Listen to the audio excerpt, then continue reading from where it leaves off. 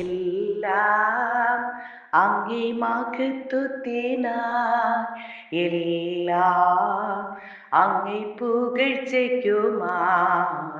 തീർന്നിടേണമേ പ്രിയനേ. തിരുനാമമുയർന്നിടട്ടെ, എല്ലാം അങ്ങേ മഹത്വത്തിനായി. സ്നേഹത്തിലൂടെയെല്ലാം കാണുവാൻ, ദൈവസ്നേഹത്തിൽ തന്നെയെല്ലാം ചെയ്യുവാൻ, എന്നിൽ നിൻ സ്വഭാവം പകരണമേ. ദിവ്യ തേജസാ എന്നെ നിറയ്ക്കണമേ, എല്ലാം അങ്ങേ മഹത്വത്തിനായി. ആത്മാവിൻ ശക്തിയോടെ ജീവിപ്പാൻ, ആത്മനൽവരങ്ങൾ നിത്യവും പ്രകാശിപ്പാൻ, ആത്മദായക നിരന്തരമാ എന്നിലാത്മത നിങ്ങൾ പകരണമേ, എല്ലാം അങ്ങേ മഹത്വത്തിനായി. നിന്റെ പേരിൽ ഞങ്ങൾ ചെയ്യും വേലകൾ, തിരുനാമവും ധരിച്ചു ചെയ്യും ക്രിയകൾ, ഭൂവിൽ ഞങ്ങൾക്കല്ല വാനവനെ, അങ്ങേ വാഴ്വിനായി മാത്രം തീരണമേ, എല്ലാം അങ്ങേ മഹത്വത്തിനായി. വക്രത നിറഞ്ഞ പാപലോകത്തിൽ നീ വിളിച്ചു വേർതിരിച്ച നിഞ്ജനം, നിന്റെ പൊന്നുനാമ മഹത്വത്തിനായി ദിനം ശോഭിപ്പാൻ കൃപ നൽകണമേ, എല്ലാം അങ്ങേ മഹത്വത്തിനായി, എല്ലാം അങ്ങേ പുകഴ്ചയ്ക്കുമായി തീർന്നിടേണമേ പ്രിയനേ. തിരുനാമമുയർന്നിടട്ടെ. സ്തോത്രം. വിശുദ്ധ വേദഭാഗം ഉൽപ്പത്തി പുസ്തകം 1-ാം അധ്യായം 21-ാമത്തെ തിരുവചനം. ദൈവം വലിയ തിമിംഗലങ്ങളെയും വെള്ളത്തിൽ കൂട്ടമായി ജനിച്ച് ചരിക്കുന്ന അതത് തരം ജീവ ജന്തുക്കളെയും സൃഷ്ടിച്ചു.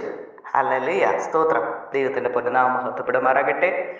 മഹത്തായ കൃപയുടെ അത്യന്ത ശക്തി എന്നതിനെ കുറിച്ച് ദൈവത്തിന്റെ വചനത്തിലൂടെ നമുക്ക് അല്പമായി ചിന്തിക്കാം.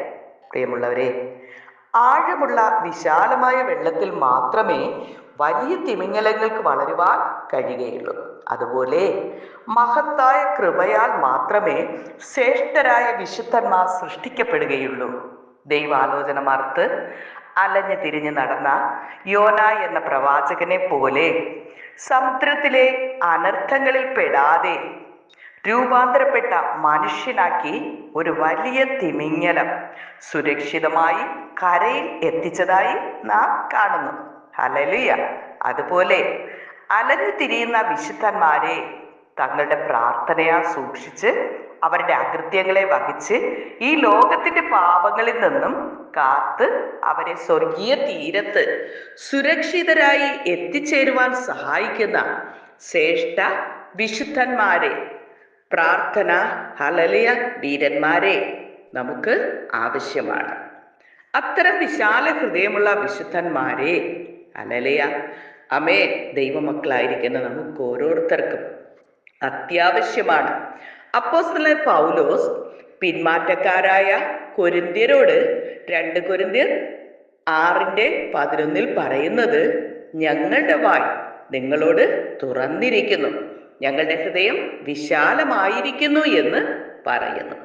മറ്റുള്ളവർ പാപം ചെയ്ത് ഹല്ലേലൂയ ദൈവദാസന്മാർ ദൈവമക്കളെന്ന് പേർ പറയുന്നവർ ഒരു കാലത്ത് യഥാർത്ഥമായി ആത്മാവിലും സത്യത്തിലും ദൈവത്തെ ആരാധിച്ച് കഷ്ടതയിലൂടെ ഹല്ലേലൂയ ആമേൻ രോഗാവസ്ഥയിലും സാമ്പത്തിക ബുദ്ധിമുട്ട് ഞെരുക്കത്തിലും ആരാലും വിടുവിക്കപ്പെടുവാൻ കഴിയാതെ വണ്ണ ഭാരത്തോടെ നിരാശയോടെ ആയിരുന്ന അവസ്ഥകളിൽ ദൈവത്തോട് നിലവിളിച്ച് അനേക ദൈവദാസന്മാരുടെ ദൈവമക്കളുടെ പ്രാർത്ഥനയുടെ ഫലമായി ഹല്ലേലൂയ കഴിഞ്ഞ കാലങ്ങളിലെ രോഗങ്ങളിൽ നിന്ന് കർത്താവ് വിടുവിച്ചു, സാമ്പത്തിക ബുദ്ധിമുട്ടുകളിൽ നിന്ന് കർത്താവ് വിടുവിച്ചു.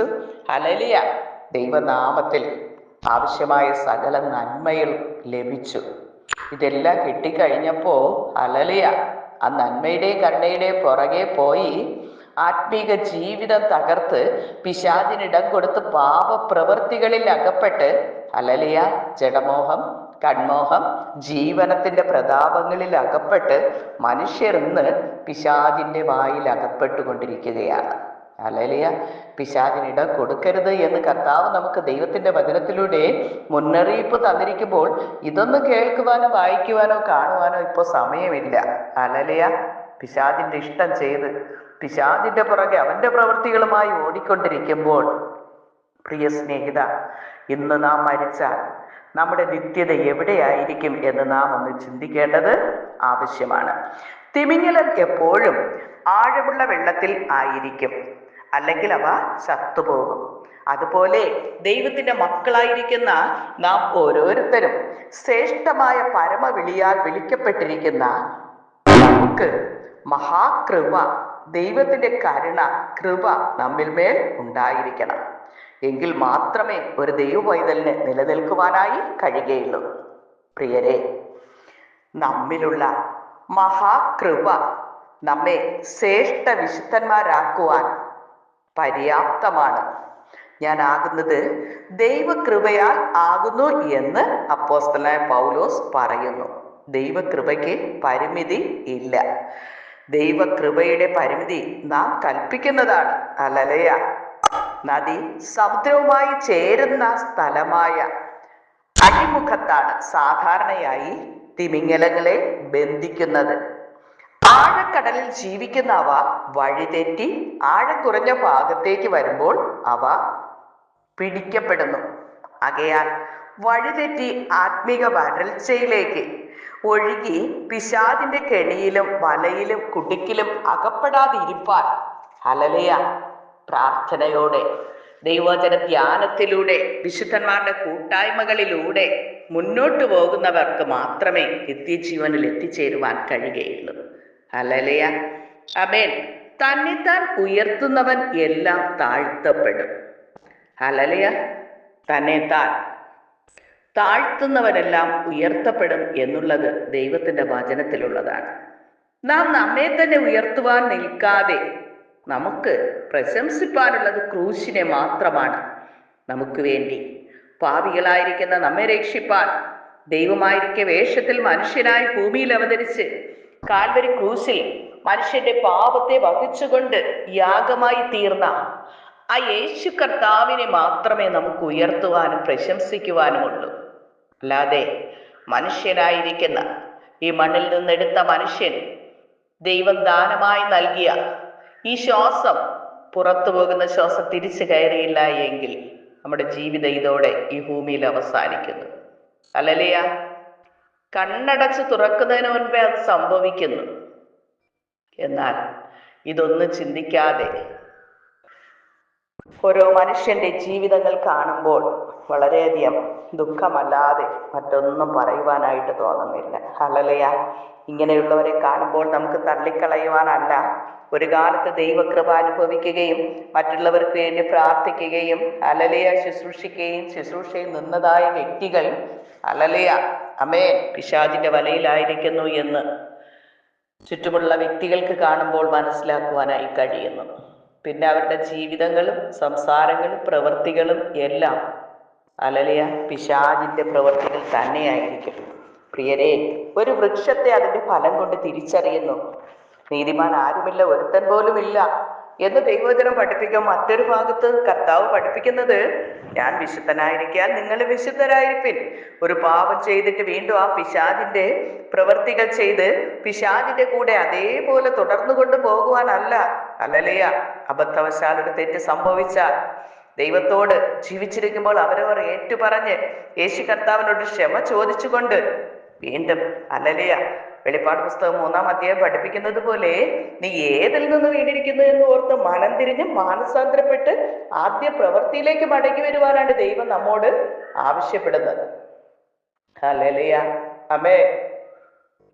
ആയതിനാൽ നാളുകളിൽ ഇങ്ങനെയുള്ള ഓരോ വ്യക്തികളെ കുറിച്ച് ഓരോ കാര്യങ്ങൾ അറിയുമ്പോൾ നാം അവരെ തള്ളിക്കളയുവാനല്ല. ഹല്ലേലൂയ. ആമേൻ. അവരുടെ പാപത്തിന് നാം കൂട്ടാളികളായി തീരാതെ ദൈവമേ ആ വ്യക്തിയെയും ഒരു മാനസാന്തരം കൊടുത്ത് ഒരു ദൈവബദലായി വീണ്ടും മടങ്ങി വരുവാൻ ദൈവം സഹായിക്കണമേ എന്ന് പ്രാർത്ഥിക്കുവാൻ നമുക്ക് കഴിയും. തമ്മിൽ പ്രാർത്ഥിപ്പൻ, ഒരുവന് വേണ്ടി ഒരുവൻ പ്രാർത്ഥിപ്പൻ. നീതിമാന്റെ ശ്രദ്ധയോടുകൂടിയ പ്രാർത്ഥന വളരെ ഫലിക്കുന്നു എന്ന് ദൈവത്തിന്റെ വചനം പഠിപ്പിക്കുന്നു. നാം ഒരു കാര്യം ചിന്തിക്കേണ്ടത്, നാം പറയുന്ന ഏത് നിസ്സാര വാക്കിനും ദൈവത്തിന്റെ ന്യായാസനത്തിന് മുൻപാകെ നാം കണക്ക് പറയേണ്ടി വരും. അത് ഈ ഭൂമിയിൽ വച്ച് തന്നെ അവനവന്റെ പ്രവർത്തിക്ക് തക്ക പ്രതിഫലം ഈ ഭൂമിയിൽ കിട്ടുന്നു. അതിനുശേഷമാണ് നമ്മുടെ ആത്മാവിനെ ഹല്ലേലൂയ നിത്യശിക്ഷാവിധിയിലേക്ക് തള്ളിക്കളയുന്നത്. അപ്പൊ ഇവിടെ വെച്ച് എന്ത് ചെയ്തിട്ട് അങ്ങ് പിന്നെ മരിച്ചതിന് ശേഷമല്ലേ ബാക്കി കിട്ടുള്ളൂ എന്ന് ചിന്തിക്കണ്ട.